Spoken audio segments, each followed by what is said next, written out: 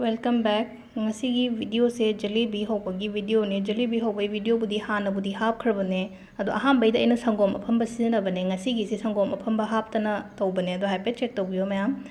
sida aham bada sugar syrup sembirase sugar syrup sembagi chini tingkot ama makhai laure aduga lauriba tingkot sigi ising tingkot amaga hapirase duga mai lekhalaga ngahak sohonbirase magi syrup to form tawdri fawba hai tare यामना थिक ओहेंदोय नतेको syrup हायरगा होरेन चिनी सिगा इसिंग सिगा पूरा mix तौरा खुत्ता खतंग नम नम लाउरा कांदा याने दो चंप्रा मसुंग मा हापसन बिरसे दुगा फूड कलर खतंग अमगा फूड कलर सि ऑप्शनल ने दुगा चंप्रा हापिसिना होरेन अखोगी चिनी सिदा crystal गुंबा यामना कादनबा इंगधरा अकांदा ngathang shawon birase chini khra yauri makhada su tumdari pura minute mari manga da dum form tawune se se hapeding bi sin nam laure si yarani ko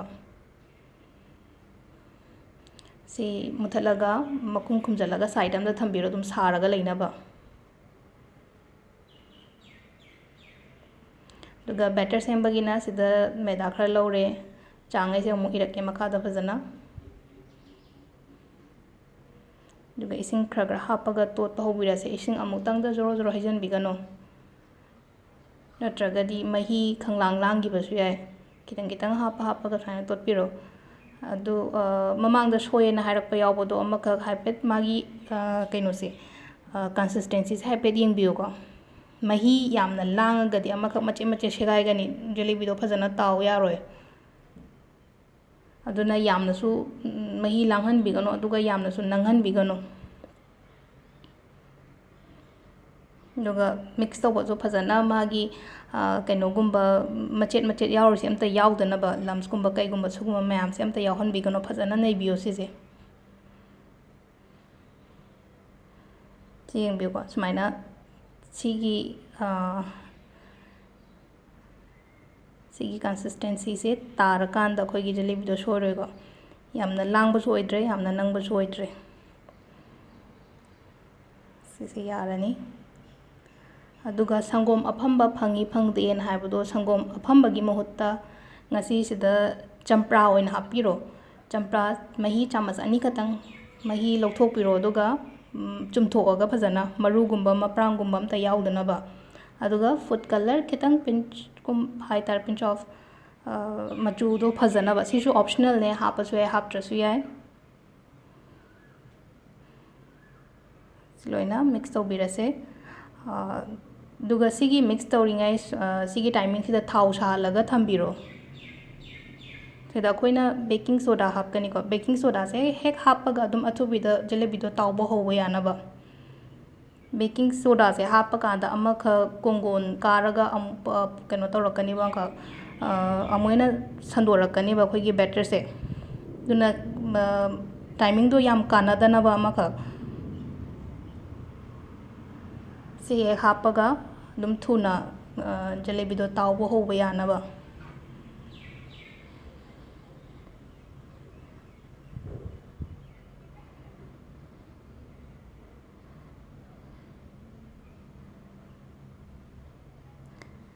यारनी हापचन बिरसे सिदा glass हम लौरे glass देना polythene हम सु थारे सुमाइना polythene से कैनोगी अखोगी KG मखाई polythene दो ओइगने ना लौरिसे तिलो हापचन बिरसे दुगा मथकता रबर बैंड अमा पुंजन बिरो सुमाइना मनुंगी मही से गुरोंग गुरोंग चेंदनबा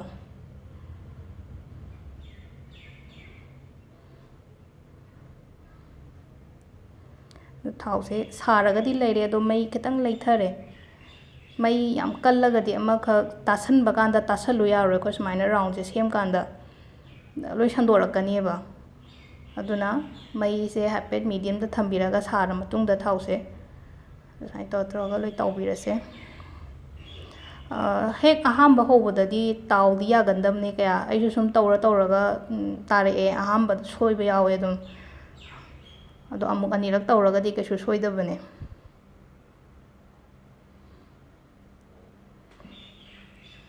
कितंग पिक तक सु तारे तापुदे तो कैसु कायदे ꯑꯗꯣ ꯇꯥꯎꯕ ꯀꯥꯟꯗꯁꯨ ꯈꯥꯡ ꯂꯧꯕꯤꯒꯅꯣ ꯁꯨꯃꯥꯏꯅ ꯐ꯭ꯔꯥꯏ ꯄꯦꯟꯒꯨꯝꯕ ꯑꯣꯏꯅ ꯂꯧꯕꯤꯌꯣ ꯈꯥꯡꯗ ꯇꯧꯔꯒꯗꯤ ꯑꯃꯨꯛ ꯃꯈꯥꯗ ꯂꯣꯏꯅꯃꯛ ꯀꯩꯅꯣ ꯇꯧꯈꯤꯅꯦꯕ ꯅꯝꯁꯤꯜꯂꯒ ꯌꯥꯝꯅꯁꯨ ꯆꯜꯂꯣꯏꯕ ꯌꯥꯔꯅꯤꯀꯣ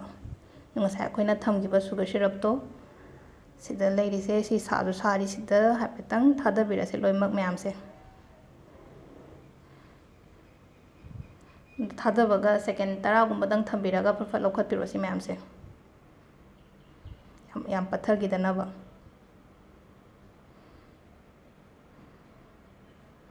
ꯆꯦꯡꯕꯤꯕ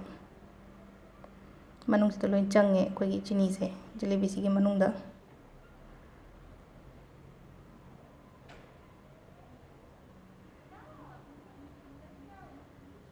ꯁꯤ ꯉꯥꯏꯍꯥꯛ ꯊꯝꯃꯦ ꯑꯩꯈꯣꯏꯅ ꯑꯗꯨꯒ ꯂꯧꯈꯠꯄꯤꯔꯁꯦ ꯁꯤꯁꯦ ꯂꯣꯏꯅꯃꯛ ꯐꯣꯡ ꯐꯣꯡ ꯁꯥꯔꯤꯉꯩꯗ ꯆꯥꯕ ꯍꯥꯎꯕꯅꯦ ꯖꯦꯂꯤꯕꯤꯁꯦ ꯍꯦꯛ ꯍꯧꯕ ꯂꯣꯏꯕꯒ ꯏꯪꯉꯒꯗꯤ ꯀꯌꯥ ꯍꯥꯎꯇꯕꯅꯦ ꯑꯗꯣ ꯑꯩꯈꯣꯏꯅ ꯑꯇꯥꯒꯤ ꯁꯦꯝ ꯇꯥꯔꯒꯗꯤ ꯑꯇꯥꯒꯤꯗꯤ ꯃꯊꯪꯒꯤ ꯅꯨꯃꯤꯠ ꯐꯥꯎꯕ ꯑꯗꯨꯝ ꯈꯔ ꯀꯦꯝꯃꯒ ꯂꯩꯕꯅꯦ ꯑꯗꯣ ꯑꯇꯥꯅ ꯁꯦꯝꯕꯁꯨ ꯌꯥꯎꯕꯅꯦ ꯆꯤꯅꯤ ꯑꯉꯥꯡꯕꯒ ꯑꯇꯥꯅ ꯁꯦꯝꯈꯤꯕ ꯚꯤꯗꯤꯑꯣ ꯑꯃꯁꯨ ꯌꯥꯎꯕꯅꯦ ꯑꯗꯨꯁꯨ ꯆꯦꯛ ꯇꯧꯕꯤꯌꯣ ꯍꯥꯏꯐꯦꯠ ꯃꯌꯥꯝ ꯃꯦꯗꯥ ꯆꯥꯅꯤꯡꯗꯕ ꯂꯩꯔꯒꯗꯤ ꯑꯗꯨꯒ ꯂꯦꯝꯍꯧꯔꯤꯕ ꯕꯦꯇꯔ ꯃꯌꯥꯝꯗꯨꯁꯨ ꯂꯣꯏꯅꯃꯛ ꯁꯦꯝ ꯄ꯭ꯔꯣꯁꯦꯁ ꯂꯣꯏ ꯇꯧꯕꯤꯔꯁꯦ ꯁꯨꯃꯥꯏꯅ ꯇꯥꯎꯔꯒ ꯑꯩꯈꯣꯏꯒꯤ ꯁꯤꯔꯞꯇꯨꯗ ꯍꯥꯞꯆꯤꯟꯕꯤꯔꯒ ꯂꯣꯏꯔꯦꯕ ꯑꯗꯣ ꯁꯪꯒꯣꯝ ꯑꯐꯝꯕ ꯌꯥꯎꯗ꯭ꯔꯁꯨ ꯃꯌꯥꯝ ꯇ꯭ꯔꯥꯏ ꯇꯧꯕꯤꯔꯣ ꯁꯤꯗꯤ ꯀꯩꯅꯣꯗꯤ ꯂꯩꯔꯝꯒꯅꯤꯅ ꯑꯗꯨꯝ ꯆꯝꯄ꯭ꯔꯥꯒꯨꯝꯕ ꯕꯦꯀꯤꯡ ꯄꯥꯎꯗꯔꯒꯨꯝꯕꯗꯤ ꯌꯨꯝꯗ ꯑꯗꯨꯝ ꯂꯩꯔꯝꯕꯁꯨ ꯌꯥꯏ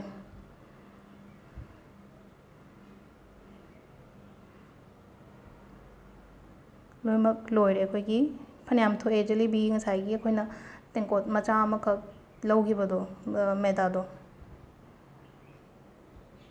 ꯑꯗꯨꯝ ꯀꯩ ꯍꯥꯏꯅꯤ ꯄ꯭ꯂꯦꯠ ꯃꯤꯗꯤꯌꯝ ꯁꯥꯏꯖꯀꯤ ꯄ꯭ꯂꯦꯠꯇꯣ ꯄꯤꯛ ꯊꯜꯂꯦ ꯑꯩꯅ ꯁꯦꯝꯀꯥꯟꯗ ꯃꯤ 8-9ꯃꯨꯛꯅ ꯑꯗꯨꯝ ꯆꯥꯕ ꯌꯥꯅꯤ ꯁꯤꯁꯦ